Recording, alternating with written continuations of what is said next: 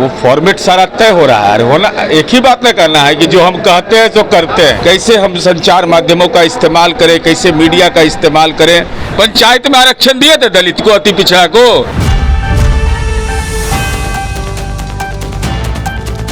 कहते हैं जात ना पूछो साधु की, पूछ लीजिए ज्ञान। ज्ञान जाए भाड़ में, तुम बताओ अपना जात।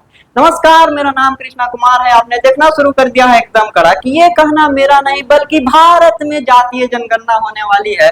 इसी के साथ नीरज कुमार जो जेडीयू से हैं, उन्होंने कहा है कि 6 और 7 मई को होने वाली है गया में एक प्रवक्ता और जो पार्टी के अध्यक्ष रहेंगे, उन्हीं के साथ साथ मीडिया के लोग भी रहेंगे, जहां पर बातचीत होगी बिहार विधानसभा के बारे में, जातीय जनगणना के बारे में और बिहार के अन्य मुद्दों के बारे में, विकास के बारे में, स्वास्थ्य के बारे में, रोजगार के बारे में।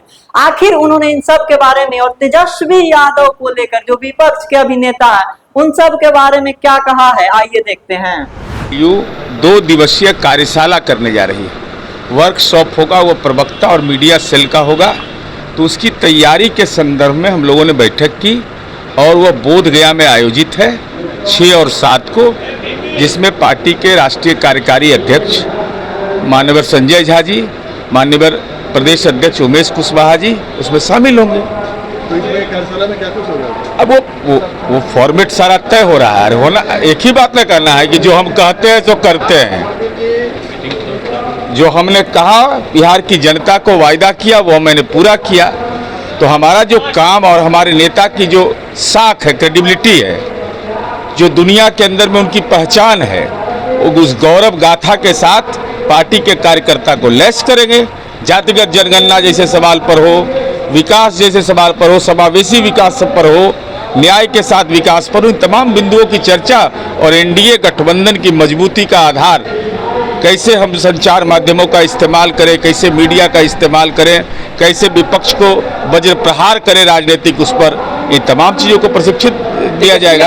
पत्र लिखा है प्रधानमंत्री को आज फिर सुबह। तेजस्वी यादव जी, अभी तो जन्म भी नहीं हुआ है जातिगत जनगणना का, प्रारूप भी नहीं हुआ है।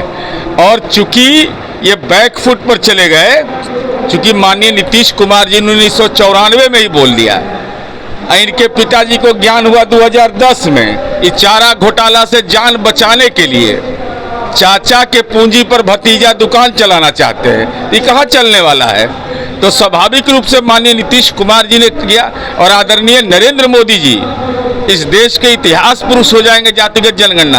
अब जब उसके फलाफल आएंगे, और नीतीश कुमार जी ने लॉ दिखाया, फलाफल के बाद न होगा कि इसके लिए क्या क्या और से कार्यक्रम तय किए जाएं। तो बेचारे का जब तुरुप का पत्ता छूट गया तो छुरछुरी छोड़ रहे हैं, ये हो जाए वो हो जाए। और जब मौका मिला था तब पंचायत में आरक्षण दिए थे दलित को, अति पिछड़ा को, महिला को। आपने कभी पिछड़ा वर्ग विभाग बनाया था? पिछड़ा वर्ग विभाग तक इन लोगों ने नहीं बनाया था। अल्पसंख्यक कल्याण विभाग था, 31 जिला में उसका नोडल अफसर नहीं था। अब इनको चिंता हो गई है। अरे हमारी समझ है कि जातिगत जनगणना के बाद, जैसे बिहार में जाति सर्वे हुआ, तब न पता चला कि लालू जी के पास पटना में 468 करोड़ की संपत्ति है। तो देश भर में काला धन कहाँ कहाँ आपका है, सब जातिगत जनगणना से स्पष्ट हो जाएगा।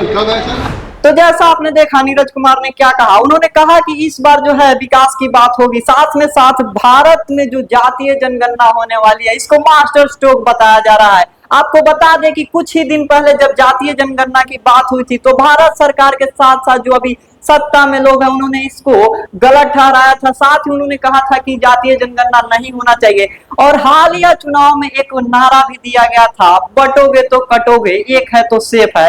तो इसका क्या प्रभाव होता है, ये तो समय ही बताएगा।